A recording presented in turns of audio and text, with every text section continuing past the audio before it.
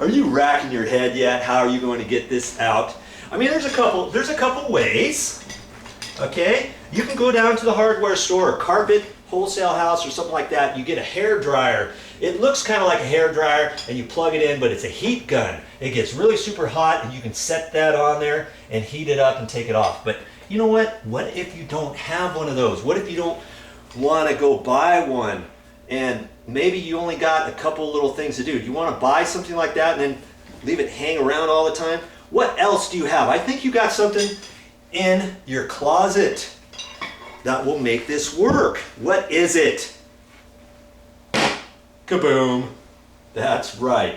We're going to take an iron to this. Have you ever thought of that? I've got a plug here. I'm going to plug this in, and you just turn this on, and I'm going to get this on to high. One on high. You don't need any water for this. We're just going to set this on here like that. I want to get this, it's got to be heated up a little bit. We're going to have to get it heated. It's only going to take a minute or so. And for adjustable shelves, I just put it right up against the wall like that. Then I can use that for my little platform, because then I'm pushing all my weight that way. You know what I mean? Underneath a countertop, an upper cabinet, I got to lay on my back to do this, and I've done that before. Okay, we're just going to heat this up. Boy. Okay, it's getting there. Just wait a few minutes. And then we're going to just put the putty knife in there.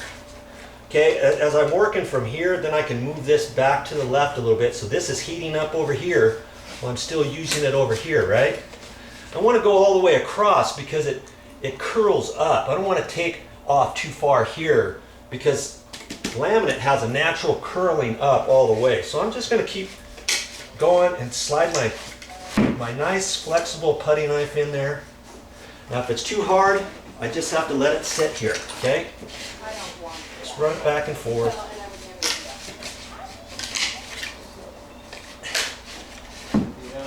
And here it comes. Okay?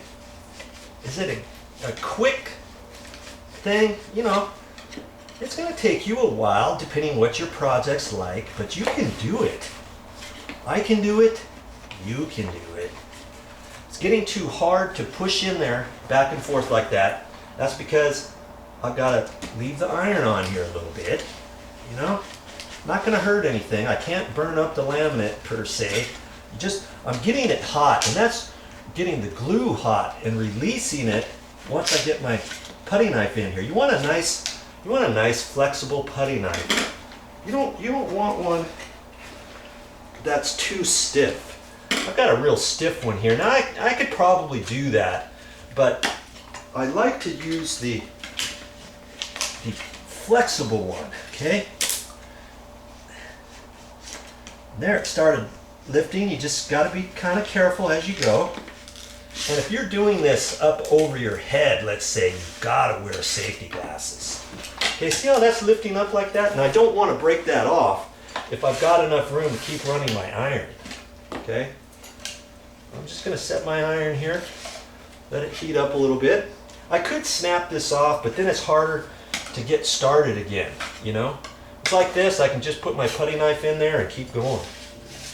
Just iron away.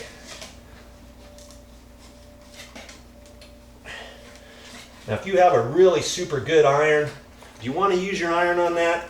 You know, I've used this one, and I'm on top of the laminate. If your laminate's dirty or something, you can wipe that down first with some cleanser or something and get it nice and dry, and chances are you're not going to mess up your iron at all. Now if you have a really crappy second iron, use that one.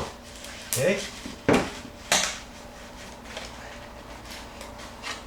Now this blade, I've been beating on this for some other stuff, and they're only so strong, those nice cheap ones. So I'm going to use my other one, and this is a nice flexible one too. Oh, this is like taking candy away from a baby, you know? It's very simple to do. I'm not leaving any marks on here at all. You know, that's the beauty of this. If you had to tap, tap, tap with your hammer and a chisel, you could have all kinds of marks on here. You know, because if you want, you could leave this raw like this, if you want, and put something else over it if it's in a cabinet or whatever, or just leave it or stain it. I mean, you don't necessarily have to put laminate over it again.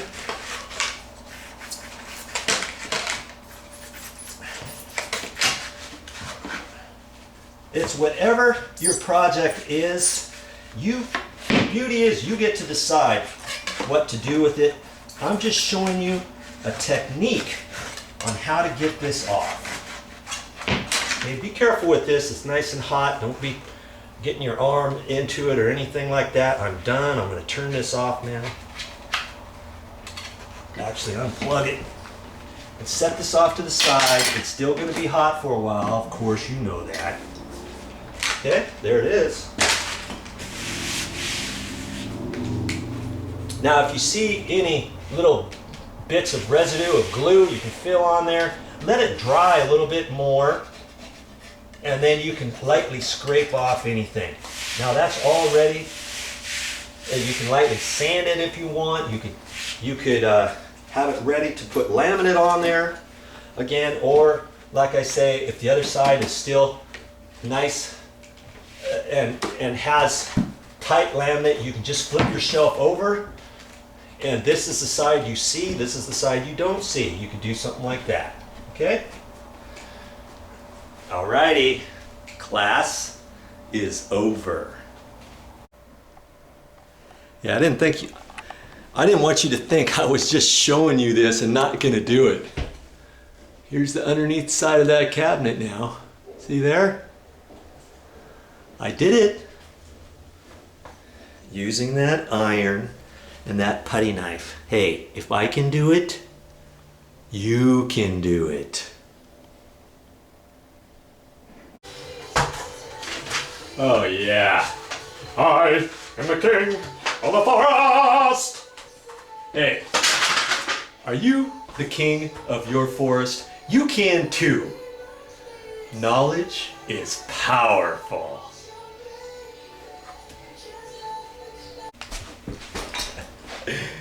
That's all I got for this time, but I'll be back with more videos.